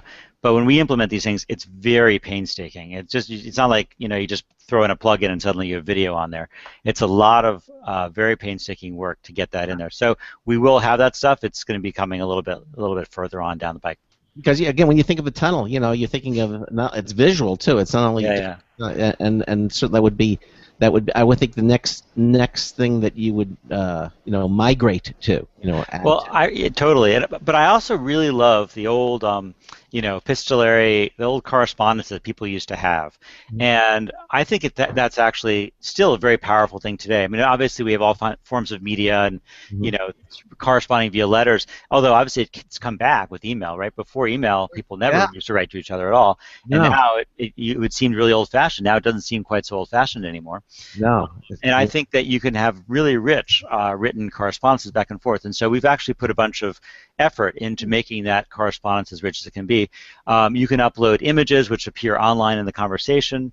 You can actually put any file in there you want. You could put a Word file or a PowerPoint or any kind of file you want to put in there to share with your confidant. And so it does go beyond just words, but we emphasize that we want to make it look really good. We're constantly working on the interface.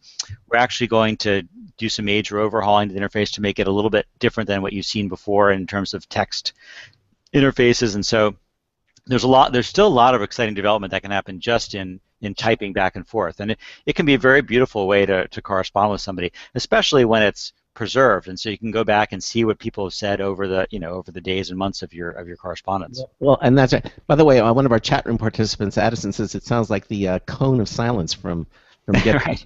Exactly. People have said that. It's totally true. Yeah. There you go. Yeah, exactly. But so you're saying that as long as the tunnel continues to be maintained, that all of the historical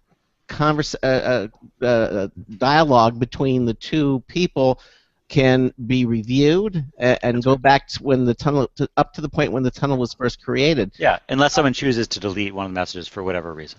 Okay, and or bring the whole tunnel down. Of course, if you bring the whole tunnel down, then you lose everything, and that goes away forever, right? Yeah, I mean, you could still resume it or not, depending on why you brought it down in the first place. But it's always up to you to decide what you want to do with it. You own the data. Okay, Charles, I know that you're into this. So where are you? How are you feeling about this so far? I mean, I'm I don't know yet. Honestly. And honestly, Eric, don't take that bad, because it's usually by this point in the conversation I'm one way or the other when it comes to people developing these new privacy technologies. But one of my favorite things to do with the guests that come onto the site, and I don't know whether you did this on purpose or not, but is I go in and look at your website and I ask the question of, from a bad guy's perspective, what's on the server and what makes it entertaining to me. And so far you've not given me anything to bite on. So I'm like, wow, maybe he's legit about his security and his privacy thing here. That's high praise, by the way, coming from Charles. Until you start using it to have a correspondence, there's not interesting stuff really going on. I mean, we have a little explanation about things, but I don't know how interesting is that. It tells you a little bit about how it works and all that. But really, the whole thing is to use it and have conversations. Well, but I mean, there's like little questions that pop up in this certain particular one. I mean, we all know that there are particular places out there that are not they're not the most privacy-centric people.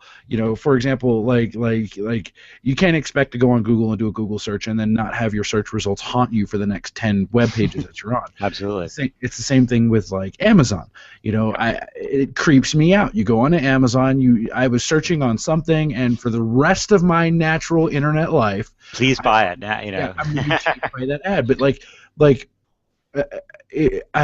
for some odd reason, I trust TunnelX. I trust what TunnelX is saying and what you're doing, and you seem to you capped off a couple of things. But I look at like I know you're not hosting your own server. Like I know that's just not practical in the real world anymore. And from the basic overview stuff that I'm looking at, you're on an AWS server. So what are you doing to keep your life, your baby, away from the hands of Amazon? I mean, is all of your storage capacity encrypted? Are you sitting on a VPS by yourself that it would so that even if I am Amazon, I can't dive into your stuff? I know you're saying, hey, we can't do it, but our host, who's got control over all of the mechanisms that create this, they can do whatever they want. Well, they definitely can't read the data any more than we can. I mean, they could grab it, but they can't do anything with it. It's a fair question. I think that most people, it's kind of the same thing that I just said about Eric, I think I hear that pesky music. So hold on just a second. All right. And we'll come back to that. Let's continue on from that point, okay, Eric? All right. This is the Computer America Show on the Blog Talk Radio Network, on the Boost Radio Network, on the IRN Radio Network. We're talking to Eric Lifton, founder and CEO of TunnelX. We'll continue on with that interview right after these words. This is a special alert to all Americans who own a vehicle with less than 120,000 miles with an auto warranty about to expire or no warranty coverage at all. Due to a decline in the economy and major car companies filing for bankruptcy, Cover America Auto Care has announced revolutionary, inexpensive mechanical breakdown coverage that is now available to the general public to save consumers thousands on auto repairs. An open phone line has been established for drivers to call who own a vehicle that is less than 10 years old for a free 5-minute quote and to see if you qualify. The number is 800-483-2514. Drivers who are covered with this auto protection will not have to pay for a covered repair again.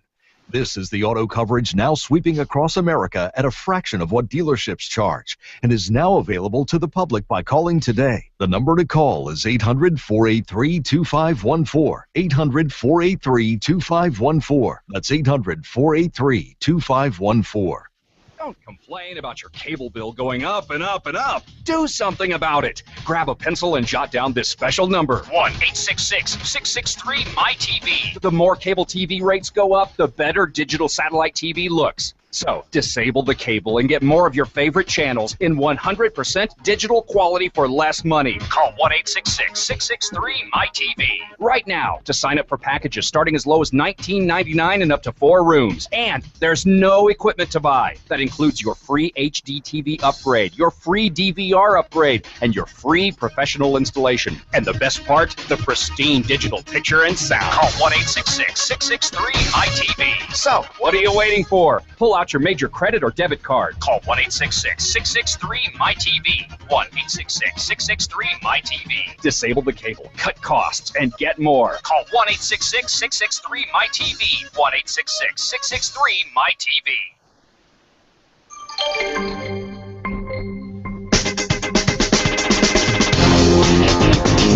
Hello, this is Marty Winston with a News Tips Bulletin Review for Computer America. This time, the Waterfall Audio Stereo, that's S-E-R-I-O.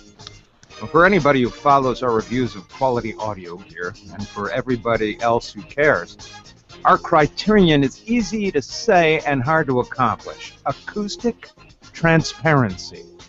By that, we mean that nothing should color or weight or distort or hamper every detail and every nuance you might hear if you are in the studio live as the recording is made. More audio transparency often, but not always, means a higher sticker price.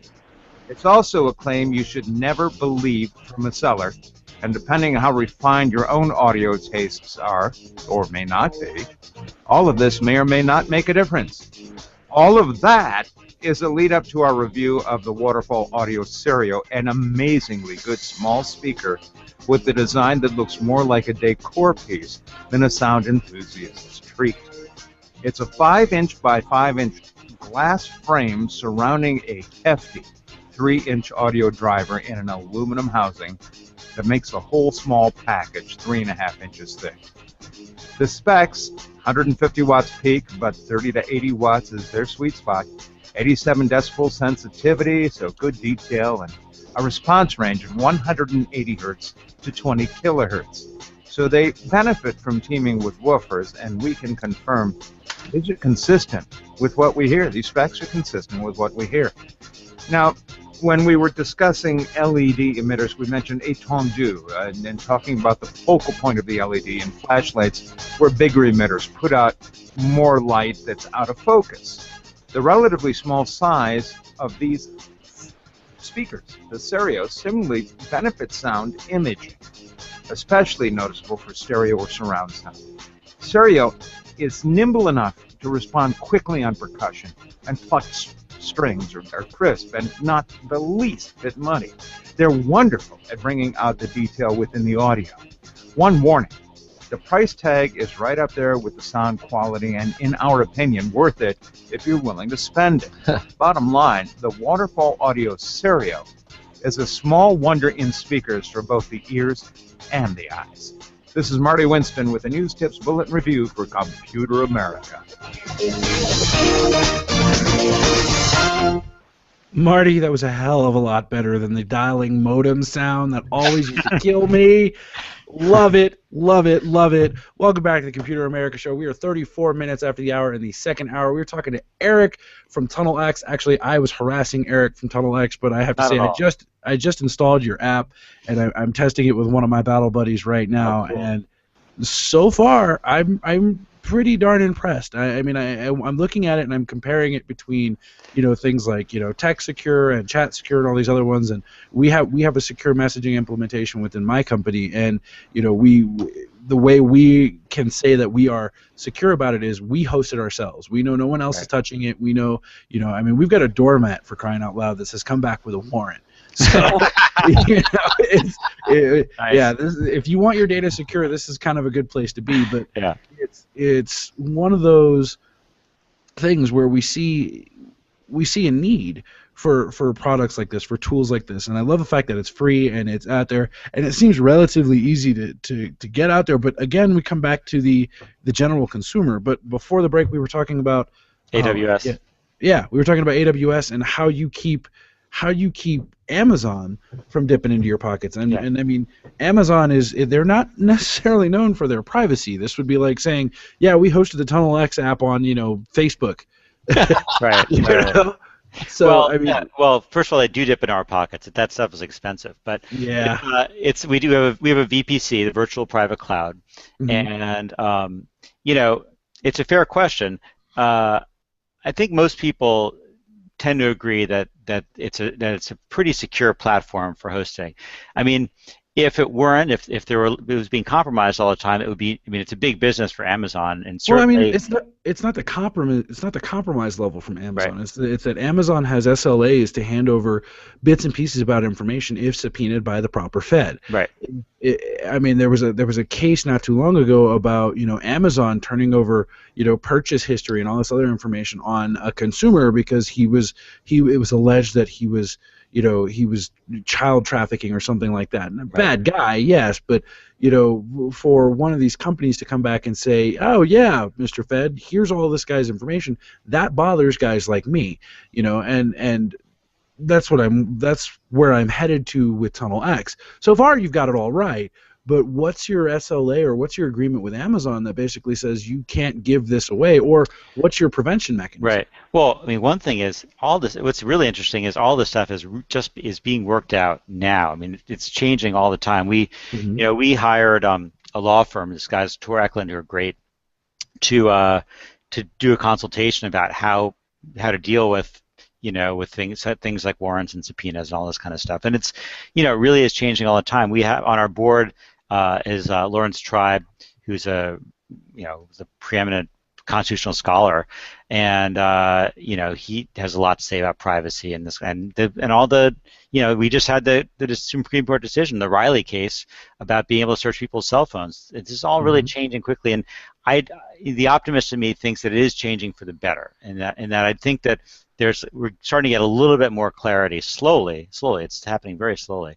We're getting a little more clarity on what exactly the government has the right to do, law enforcement has the right to do, and how we can be protected. Now, that said, if Amazon were to be presented with a warrant and had to turn over the data, there really isn't anything that anyone could do with it because it is encrypted and the key will not be found anywhere in the data.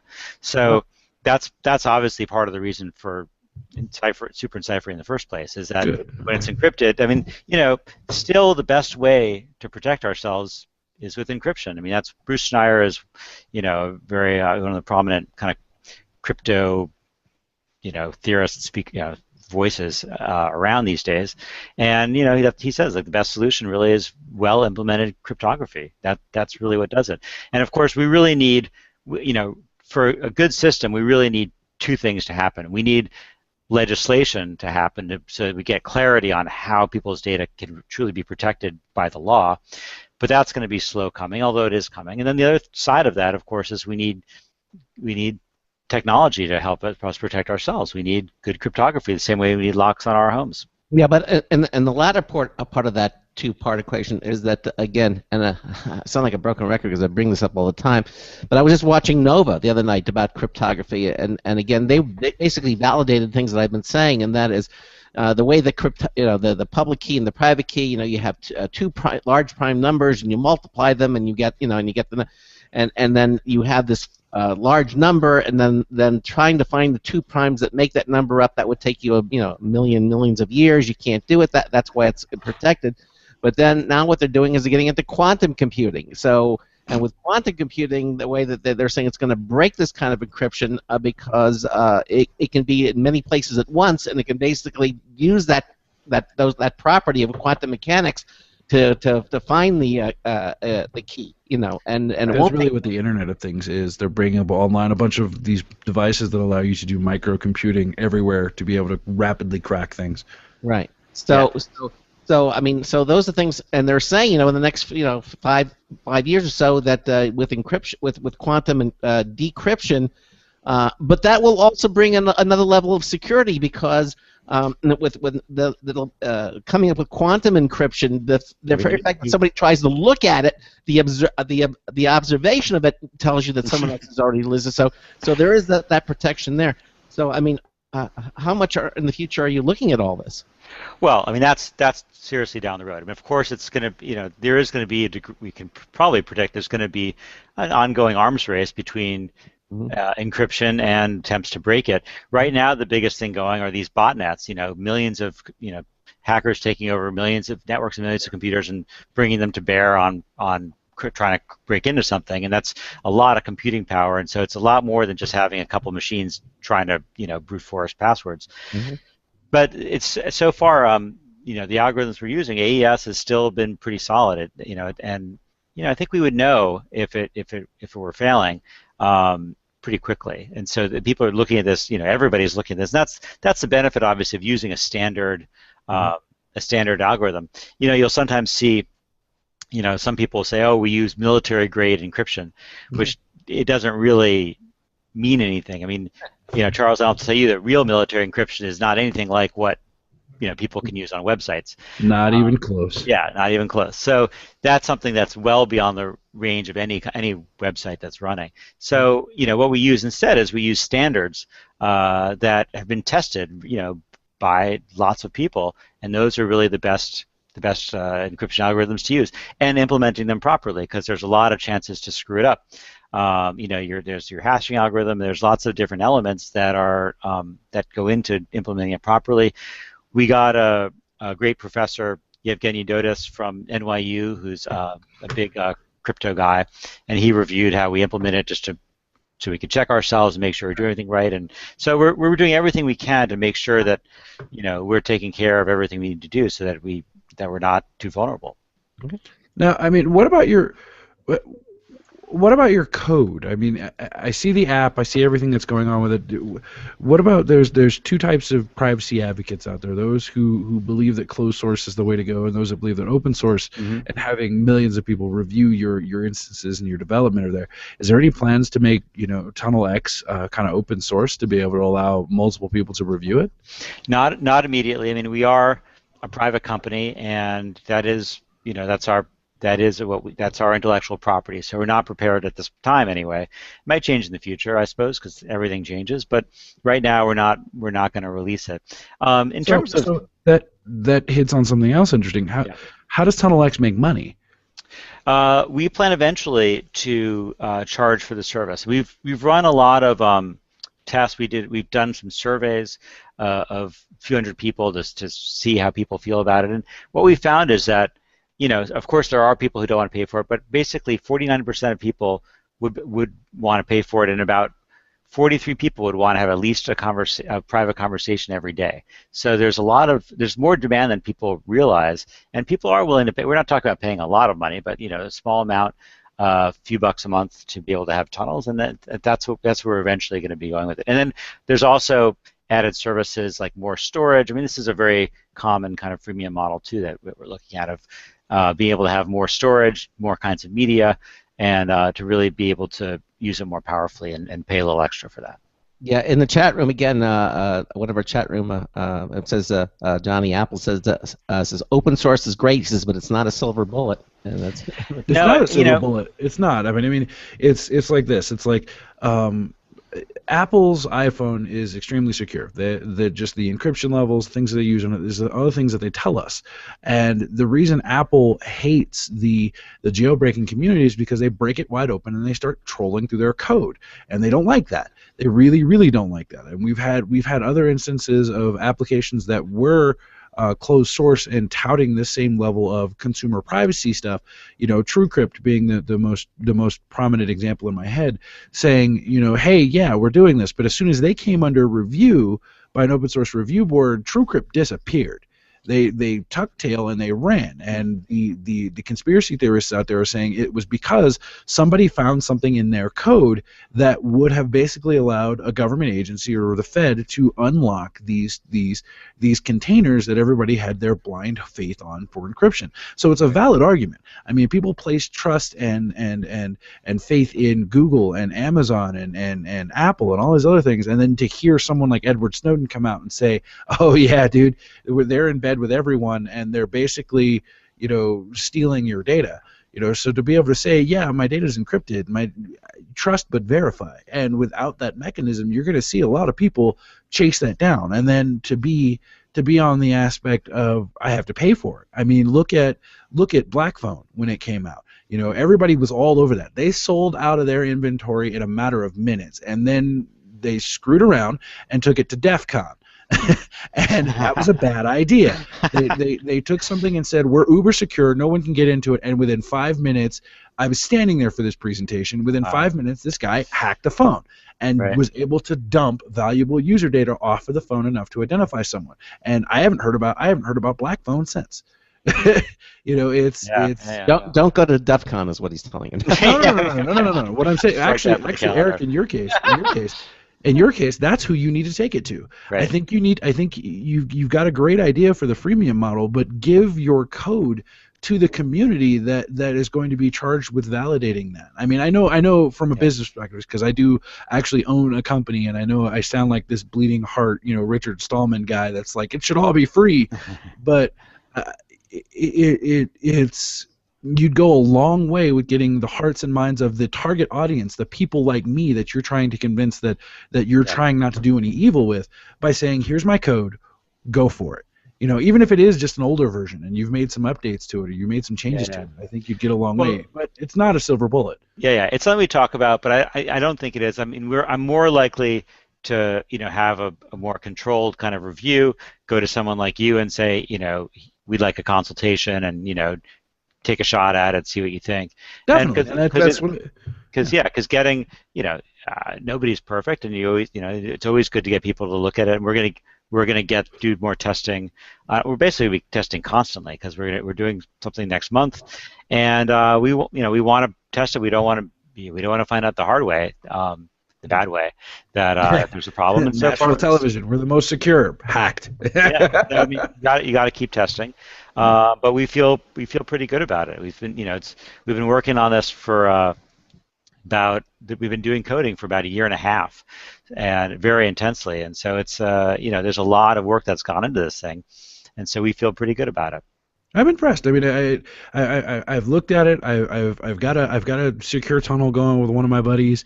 It's responsive too, right? It is. It's actually pretty Fast. nice. It's one of the it is surprisingly faster than I thought it was going to be.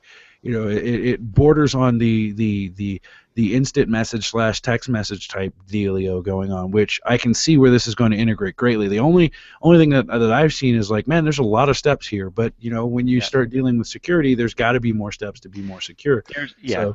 And so on the first point, one thing that's kind of cool about it is it could be asynchronous, meaning you just type messages, then your friend gets them later, or it can be a very responsive kind of synchronous chat as well, if you want to use it that way.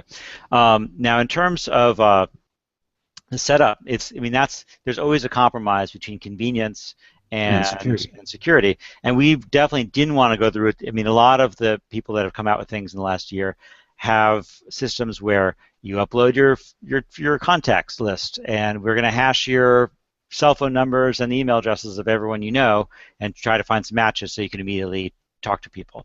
And we just don't feel comfortable doing that. It just feels a little bit weird. And it's not that I think those companies are trying to pull one over on you at all, but it just doesn't feel like the kind of hookup that I want to have. This is very much about being deliberate.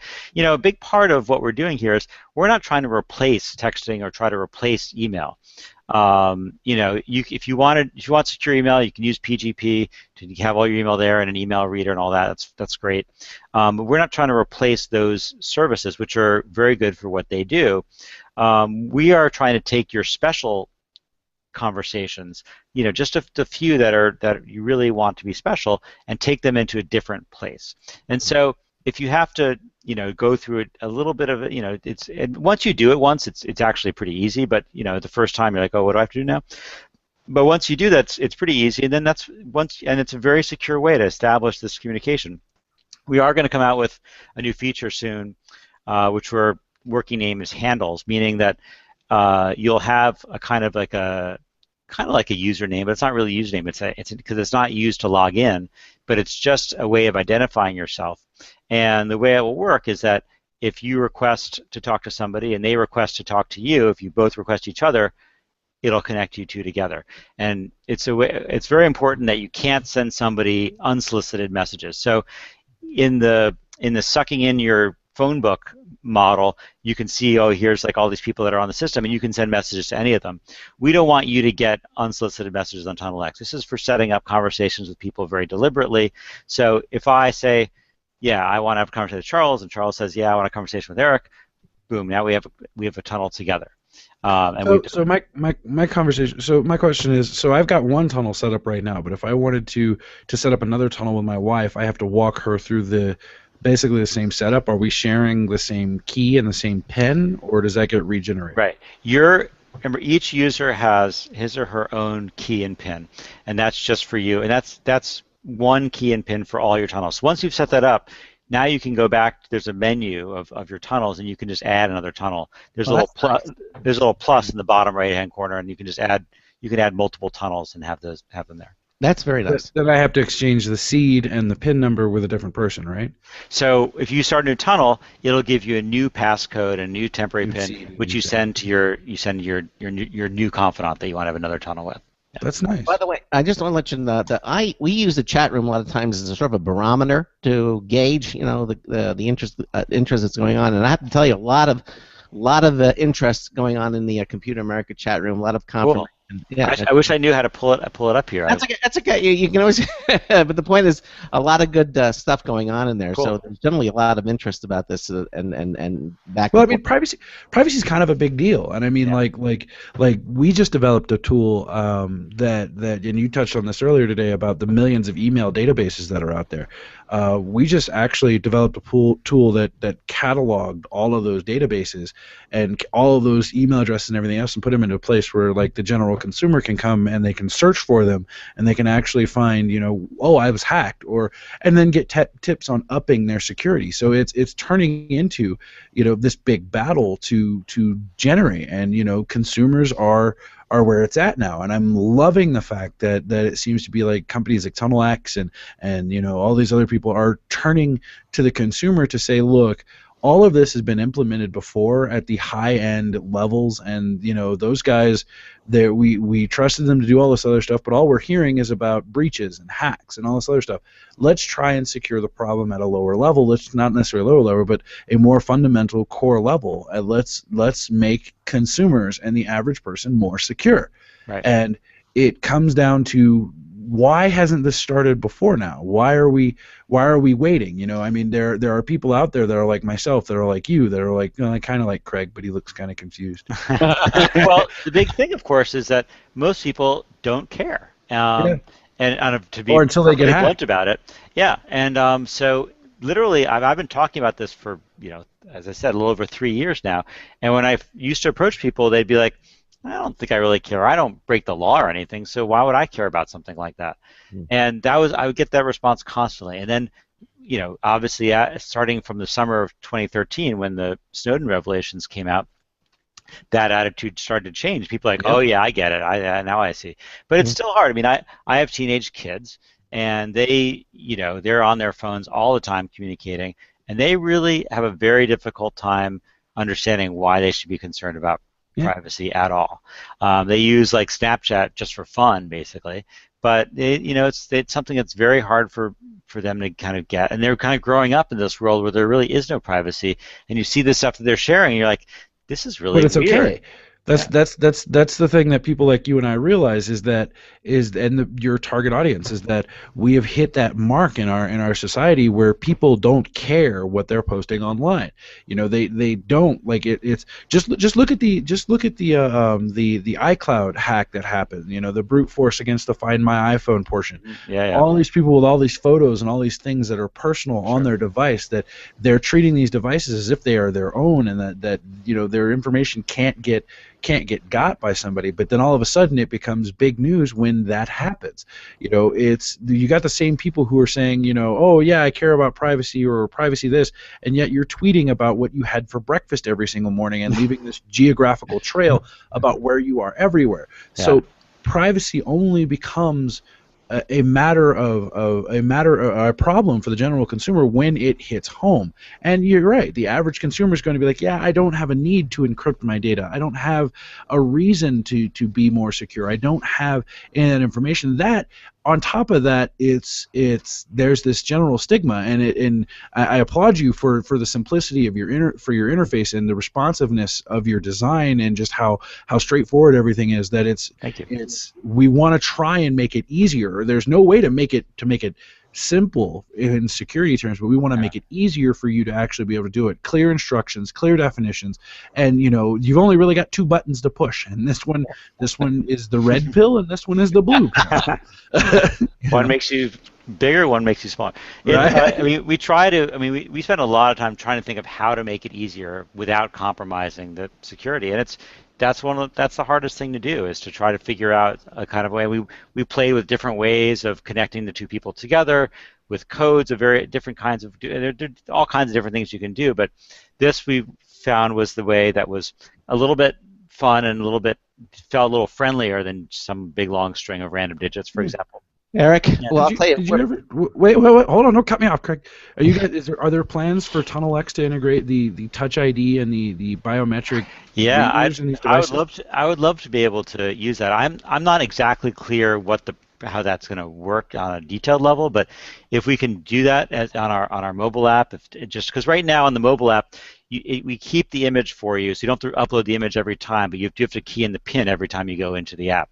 So if we could substitute the thumbprint for the image for the thumbprint, with the thumbprint for the PIN on the mobile app, that would be a very fluid kind of experience. That would still be secure, and so we're very excited about that. I'll keep an eye on you guys. I'm definitely going to keep an eye on you. That's pretty cool. Try it. We really want people to try it and experience it, and we think it's almost a luxury to have this private space that you normally just don't have. A private space with another person online. It's something that you're just not even used to. It feels pretty cool.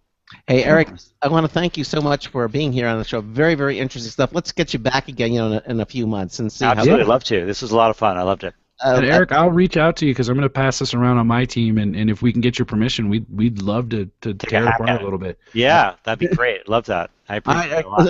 And again, people can see the TunnelX website. Again, go to our show notes page at computeramerica.com. You see today's show, the September the 29th, and we have a link to TunnelX's website. Give it a try. You can see how you like it for yourself. Eric, thank you so much for being with us here on Computer America tonight. You're very welcome. It was my pleasure. I really enjoyed being here. Nice to meet you guys. All right, take care. Nice to meet you too. All right, bye-bye. Good night. All right, and that about wraps up the show. Charles, again, it was a lot of fun having you here back, and keep an eye on all the different shows and things that we come make. We'll love to get you back on again. Definitely. Absolutely. You saw TunnelX, and check out our lineup. Coming up on tomorrow night's show, we're going to have 60 seconds. Lucien Technologies is going to be here on the program, and they're going to be talking about their file center and file convert and electronic filing cabinets, and it's going to be a really interesting show. We're going to have the president and founder of Lucien Technologies, Jeff Picard, is going to be on the program. And then in hour 2, we're going to have computer and technology news brought to you by Slimware Utilities, the official optimization software of Computer America. Again, thanks to our guests for both hours, Big Data in the first hour, and TunnelX in hour 2. And hopefully you will be back with us tomorrow night. So until tomorrow night, this is Craig Crossman hoping that your hard disk never becomes floppy. You didn't give me a chance to mess with you on that one. We'll see you tomorrow night.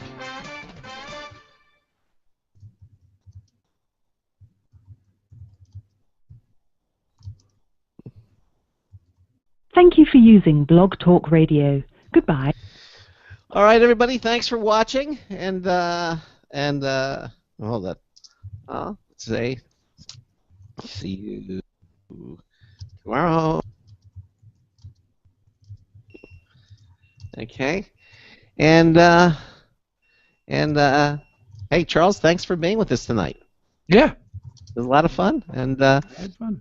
And again, thanks for watching us on our live computer video streaming page, brought to you by Other World Computer. There it is. And,